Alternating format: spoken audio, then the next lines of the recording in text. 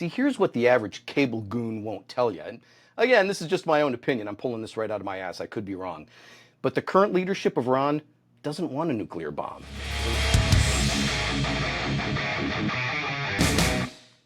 Well, the U.S. just bombed Iran because Iran was 6 months away from a nuclear bomb.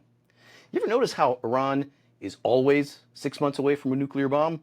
6 months, not 5, not 7, 6.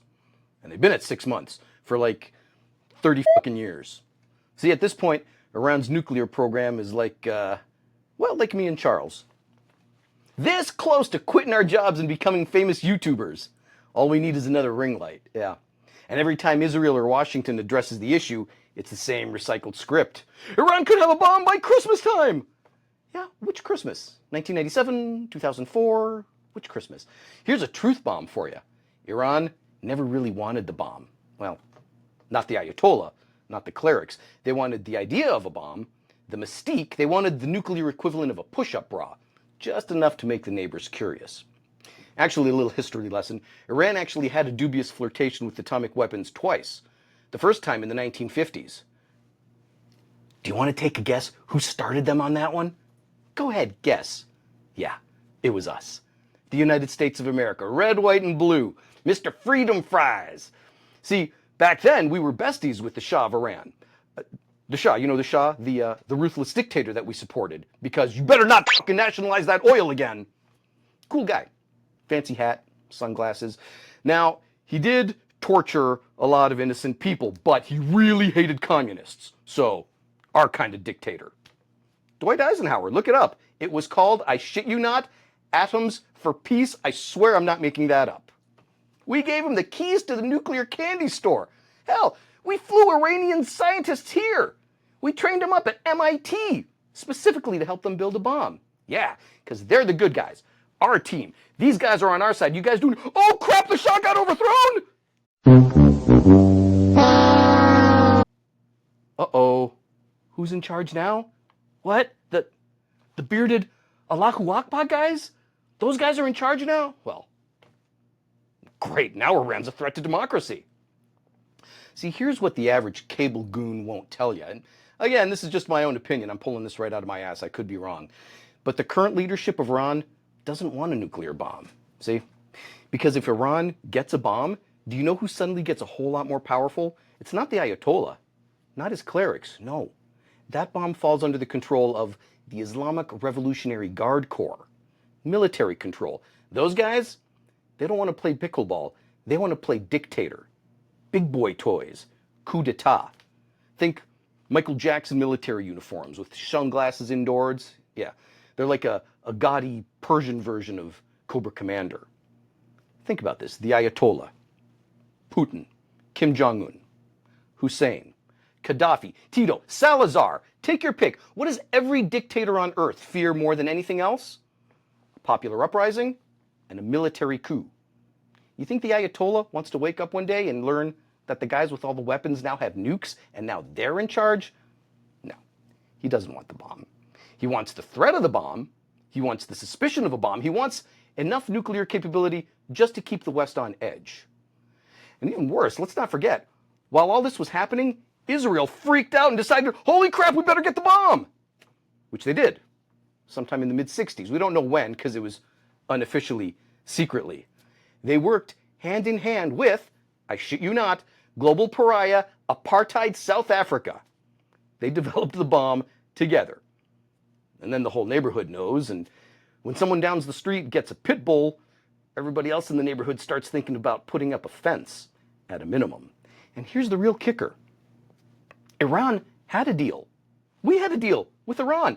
A real, verifiable, international agreement. The United States, Iran, Russia, the EU, China. The Joint Comprehensive Plan of Action, fancy name. We gave them some sanctions relief. They stopped enriching uranium to a certain point. Inspectors get to go in. We get to take a magnifying glass to their centrifuges. Everyone agreed. It was working. Great. So what happened? Oh, that's right. 2018. Orange Colonel Cluster waddles into the Oval Office and tears it up like a parking ticket. Why? Well, because Obama did it. That's why. No strategy, no plan, just a toddler with nukes and a Twitter account. Trump pulled out of the deal, slapped Iran with more sanctions, and acted shocked when, surprise, they've started up their nuclear program again. Buddy, you broke the deal. You lit the fuse.